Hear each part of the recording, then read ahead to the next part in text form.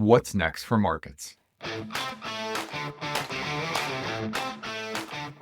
I'm Michael Kantrowitz, Chief Investment Strategist at Piper Sandler, where I lead the portfolio strategy team ranked number one on Wall Street in the All-America Institutional Investor Research Survey. Today, I'm joined by Jan Stuart, one of the most thoughtful voices in global energy and commodities markets.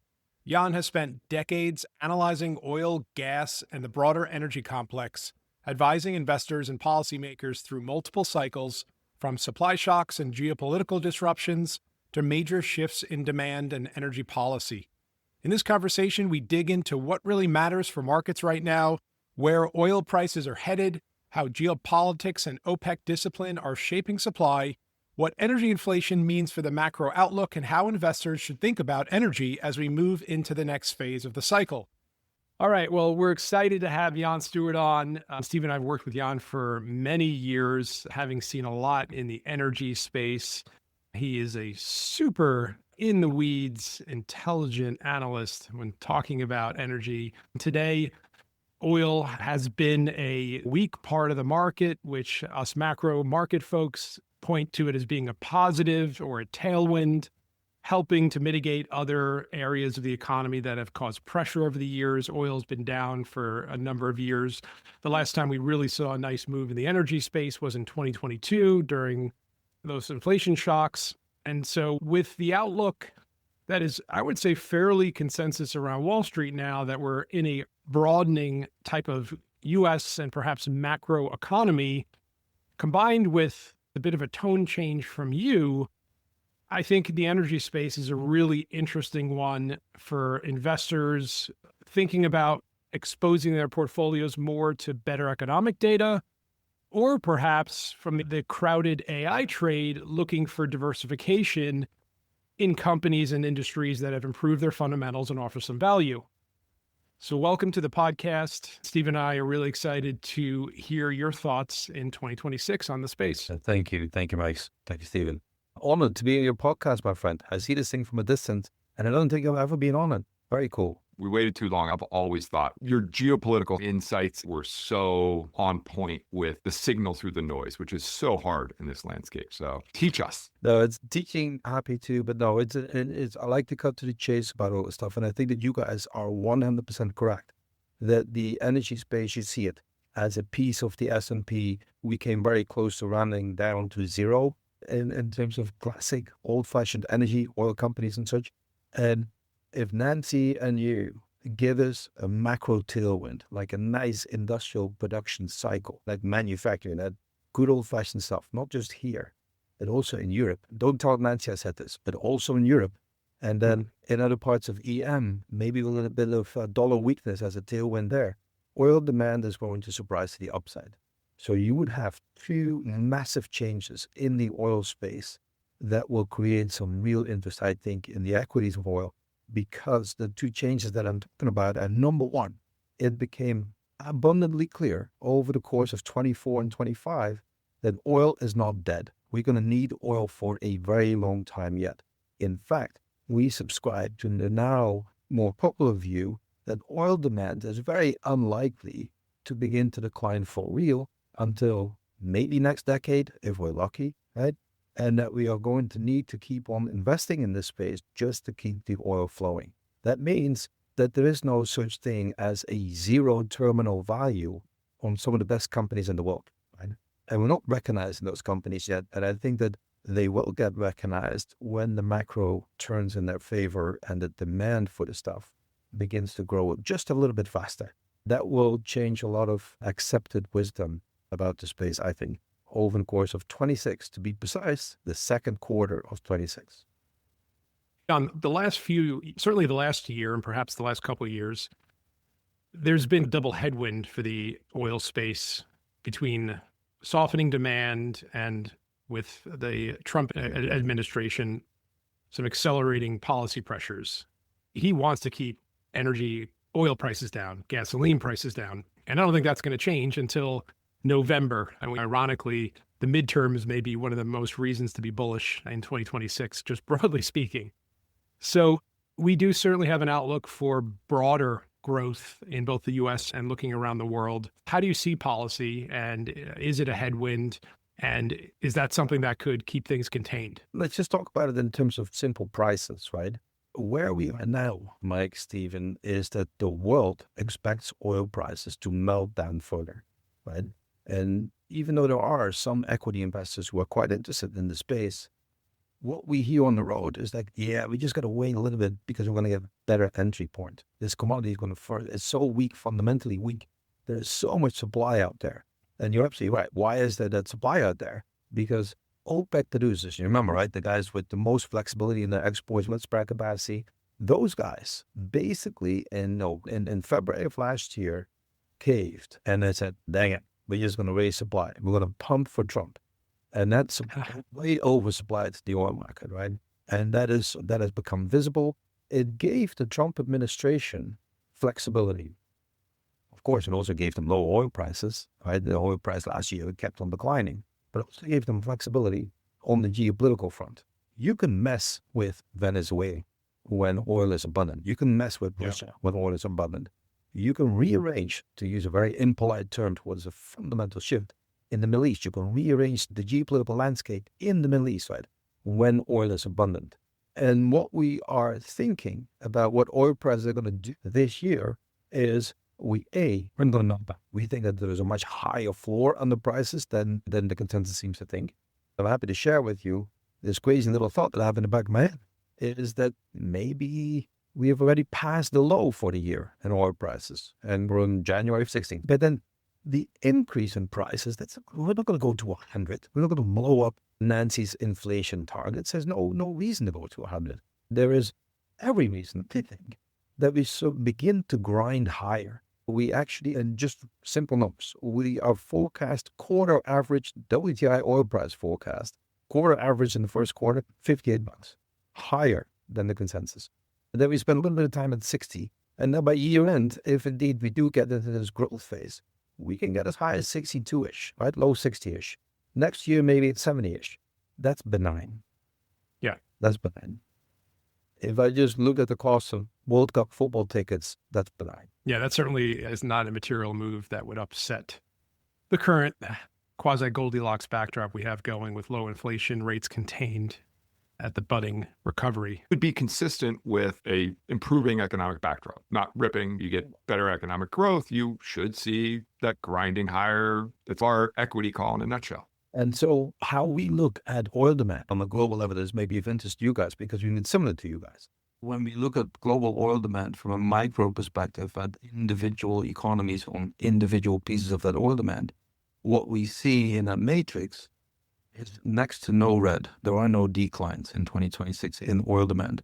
And you get all these positives, and they may just be mild positive. We're not talking about screaming demand growth, right? We're talking about these mild positives, the beginnings of this positive inflection in the global IP cycle would reflect in oil demand as well, specifically on things like petrochemicals and there's the standby of air travel with jet fuel, but there's also diesel. And all of that matters, I think, a great deal for oil. And when you add up all these little positives and you have no real negatives, then the accumulation of it gets you to zany numbers that people just simply aren't used to. We have oil demand growth of 1.5 million barrels a day when the norm over the last 10 years became 1 million barrels a day. That's a significant turn that literally very few people are counting. Our models point that direction. That would be a surprise. We haven't had many positive surprises in the commodity of oil in the last few years. That would be a significant one. And we think that the commodity is going to turn more positive like far sooner than the consensus expects. And that will, I think, clear the last remaining hurdle in front of equities, energy equities. You mentioned the dollar earlier, and I remember throughout the late 90s and all throughout during the housing and China bubble of the 2000s, all the way to GFC, and then it pretty much continued, I think, up until maybe when shale really got going post-GFC. There used to be a really strong inverse correlation between the dollar and oil prices. Is that correlation, how do you think about that? And how much does the dollar matter nowadays with shale really changing the landscape? The beautiful inverse correlation has been, you don't want to say broken, but it has become far less reliable. There have been long stretches, uncomfortably long stretches of time where that correlation simply has not worked, right? How I Yep. think about it now is that if you give me here in America, Michael, you know me, I'm greedy this way, right? I just want economic tailwinds. I want more rate cuts, and I want the dollar to get weaker, and I want that dollar-dependent emerging market economy to be able to buy more stuff, right, and produce more stuff at greater profits, and that those nice virtuous cycles. In a virtuous commodity cycle, a lower dollar fits really nicely, right? That's the only reason why I mentioned it. I don't want to go into the theory of it because I believe that theory is full of holes and not terribly dependent now either. Now, are geopolitics still a risk? You mentioned an inverse relationship between supply and geopolitical risk, which I thought was quite clever, makes a lot of sense. Is the risk for geopolitical positive forces to oil abroad something that maybe President Trump couldn't perhaps contend with? Well, I would go further, right? Even though we are the better part of only 10 months away from a pretty critical term election cycle, he chose on January 3 to take out Mr. Maduro. Geopolitical earthquake. Now, when you provoke a geopolitical earthquake, you cannot always forecast confidently the repercussions of that. I'm trying to be a little bit abstract here because I want to be polite about these things, but Venezuela is seen as yet another way in which the president gets more supply into this market. That, in theory and on a PowerPoint, is 100% correct. There's terrific potential in Venezuela from if you're just simply talking about the resources that are there. Now, you have these above ground factors, is what it's elliptically called. We have a seriously compromised regime in Venezuela that has managed to completely fail its population. 7 million people have left in Venezuela. Production went from 3.5 million barrels a day to 700,000 barrels a day. Very few regimes have been able to do that. Now, getting a little bit more acquainted with a few local generals, and by having a wonderful lady as acting president and her brother running the parliament, we're going to be able to turn that around from a distance. We're going to run it from a distance to great profit for the American people and the Venezuelan people. I would take the under, and that's a risk. Right? Number one. Number two, this sends a signal, whether we like it or not, that America is now the hard power business, right? Just like Vladimir Putin. It doesn't necessarily embolden anyone. It doesn't necessarily scare anyone. But we are clearly no longer in a world in which we go to the United Nations Security Council to settle our differences. We are in a world in which you either do as I say, or I'm going to make you do as I want you to. And in that world, Michael, I think that there is rising political risk upsets the carefully laid plans of the Trump administration. What I'm trying to say in many words, Iran is a very large exporter of oil, 2 million, on a bad day, 1.5 million barrels a day, in a world that is only 100, in a world in which we have 1 million barrels a day of spare capacity. And geopolitically, we say that we might get involved. I think it's a risk. Absolutely, it's a risk. We could make a bad situation even worse. There is a real geopolitical risk of losing more supply just as demand is picking up. That would come with a price risk. That's incredibly interesting because you were saying how Venezuela and maybe even Iran at these oil levels, politically, you can move things around the board. It might not be that impactful, but that doesn't mean it's not going to be impactful tomorrow, especially if you start seeing a broader economic pickup after globally we've been relatively range bound for a few years. Are there any other country flashpoints or geopolitical flashpoints we should be keeping an eye out for? For sure. And that's a really big one. It's a little thing called Russia. Vladimir Putin's war over Ukraine is not over. I do not care how many very accomplished real estate developers and sons-in-law you send around the world's capitals to make a deal that the Ukrainians can live with, that the Europeans can live with, that the Americans can live with. The problem is Vladimir Putin is in this for legacy. Vladimir Putin is in this for growing the Russian Empire. That's his legacy, is to leave behind, number one, a viable empire, and number two, an empire that grew in the same tradition, heroic tsars have left Russia greater when they ended the reign than when they accepted it. Vladimir Putin, in that frame of mind, will not deal. He will keep fighting. And I think it is absolutely stunning how simple that is and how few people recognize it. Because every single time, Stephen, I mean, you remember this.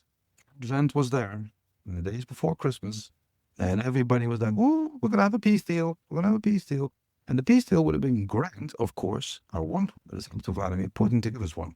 So if I'm remotely right, and Vladimir Putin doesn't give us one and keeps on fighting, that means that the Ukrainians are going to keep on fighting back. And that means that Russian supplies continue to be at risk. A very simple chart of Russian oil production that's trending lower, not doing so well because they keep on getting bombed. Novelty was that the Ukrainians began to attack Russian export infrastructure for real in a place called Novorossiysk, where they impeded the flows of 1.5 million barrels a day of Caspian oil coming out through the Black Sea. And you remember, we have a market of about 100, we have a spare capacity of about 1, and we're messing around with 1.5 million barrels a day of Russian supply, and we're risking Iranian supply. And that maybe gets offset by next to no growth from Venezuela. There are major geopolitical risks to supply that. And here's the kicker. We cannot trade that because we don't know when what is going to happen. This means that might come to bite you when you don't expect it, like Stephen, like what we're talking about, right? Some nice Friday in January when we're looking ahead of a 3-day weekend. This is, if all goes well, going to have a Goldilocks of demand inflection for oil, abundant supply of oil, and the quantity that begins to move in the right direction and does not collapse. And that would clear the way for equity investment. If something goes wrong and we lose a piece of supply, you might get a hit to inflation, possibly, but you're going to have a whole set of oil companies that will be even more undervalued. Very interesting. I want to shift the conversation real quick to a topic that not too long ago, a few years ago, a lot of energy investors, but even more so than that, generalist investors were talking about. And what I'm referring to is the SPR. And obviously, we know the SPR was released quite a bit a few years ago. What's going on? I haven't heard that people really talk about it. What's going on with the supply there? Is the government looking to refill it? And how much does that matter in this cycle compared to earlier cycles? Let's put it this way. The SPR, we began before the Russian attack on Ukraine. We had the better part of 700 million barrels of oil in our own SPR. Our allies in Europe have about that much. Our allies in Japan, Korea have a little bit less than that. And then the Chinese have built a ton of SPR that by now is about 1.4 billion barrels. So we have a lot of SPR out there, Mike. And I'm glad you brought it up because right here, right now, we Americans don't really need to fill it. We have a ton of oil production. We are net exporters of oil. It's fun. That's the question. Why have an SPR line at all? The reason that you have one is because something like Iran or something like Russia could go sideways and you would have a supply disruption. And then you can still save your midterms, if you want to be blunt about it, by releasing the SPR.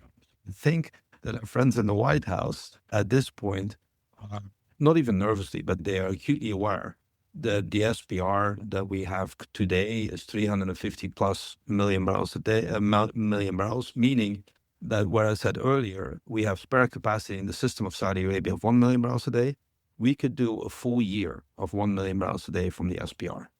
The Chinese could cover their imports, which are 10 million barrels per day, every single day, right? 10 million at the very least. They could cover that for 140 days with their SPR. The SPR out there is a way for keeping prices from shocking your system. So that's an incredibly important tool.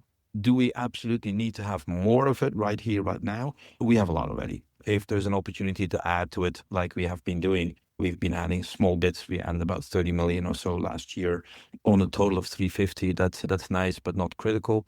When there is peace and abundance, sure, add a little bit more so that when things go sideways, you have it. Jan, so with all of that information and all those considerations, where are clients putting money to work right now in 2026? At the margin, where are they moving money away from within the energy space? Is there any specific sub-industries that have attracted more interest, or you potentially see some more upside given your outlook? I think you're at the very beginnings of folks becoming that little bit more interested in oil companies, and they have different kinds, right? You have your independents, your E&Ps, who are independent oil producers here in America, large cap, mid cap, small cap. As a class, they have screened very cheap. What they embed in a WTI price terms is somewhere below $60, some closer to 50. The average, if I'm not mistaken, Mark Lear calculates this all the time, is about 55 or so, which tells you that folks are not really interested in that. Hedge funds and energy specialists are in that, but not all that many long onlys. Integrated, big, giant oil companies that have not just production, but also have refining and petrochemicals, the Exxons, the Chevrons, the Shells, the Totals of this world. That is where people habitually have to be exposed to.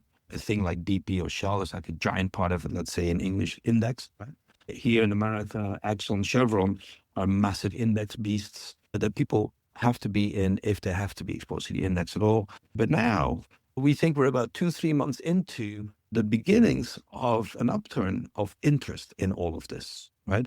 If you're a major long only that has a horizon of 1, 2, 3, 4, or 5 years, you know that if there is to be a macro upturn, energy screens cheap.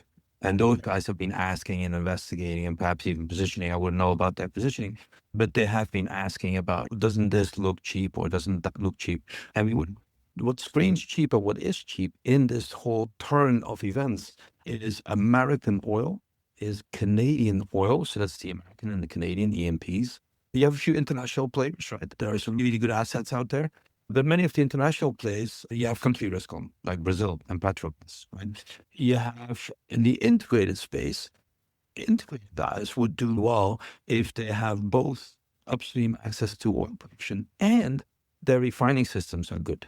Because Ryan Todd has had a great call in 2025 on the refiners and continues to believe that even in 2026, refiners should be fine. And structurally, these refiners have massively improved. If you're an integrated oil company that has both production and refining, and then some like sexy LNG kind of thing, those things all are going to screen really well, Michael. We're a little bit less enthused now with chemicals because we're a little bit further out, we think, and those things have got beat up pretty good. But if there is to be a proper industrial production cycle turn, chemicals are going to react. I think this is going to be the kind of a year in which maybe, I'll keep my fingers crossed, Mike, Stephen, maybe this is the year where I get to return to your podcast because my space is performing that good. Absolutely. It sounds like you're pretty optimistic about the outlook and you covered all the kind of key things we should be watching out for. So definitely a lot of meat on the bones of this episode. And I'm dying to have you back again. Maybe we can get into alternative energy and talk a little bit about some of your thoughts on that. Happy to anytime, guys. We hope you enjoyed today's episode of What's Next for Markets. You can subscribe to the show on Apple, Spotify, YouTube, or wherever you get your podcasts. Be sure to follow Michael on X at Michael Cantro. If you like the show, please let us know by leaving a positive review. The preceding commentary is not financial advice. You should always seek appropriate financial advice from a professional financial advisor in your state. You should not consider this as a substitute for these services. Piper Sandler does and seeks to do business with companies covered in its research commentary or coverage. As a result, investors should be aware that the firm may have a conflict of interest that could affect the objectivity of this commentary. Investors should consider this commentary as only a single factor in making their investment decisions. For full disclosure information, visit www.pipersandler.com/researchdisclosures.